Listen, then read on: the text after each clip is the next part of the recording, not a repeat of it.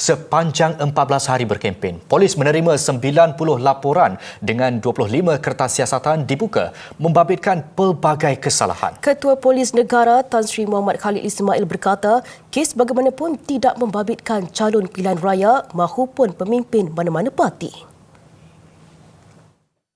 Sebanyak 25 kertas siasatan yang kebanyakannya adalah perkara-perkara kecil yang saya percaya tidak akan menimbulkan keresahan ataupun ketegangan di antara pengundi dan juga semua petugas-petugas dalam pilihan raya kali ini.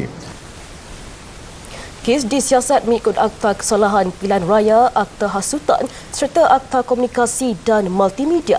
Tambahnya, seramai 14,000 pegawai serta anggota polis ditugaskan bagi mengawal keselamatan serta kelancaran proses pengundian di kesemua 56 kerusi DUN yang dipertandingkan.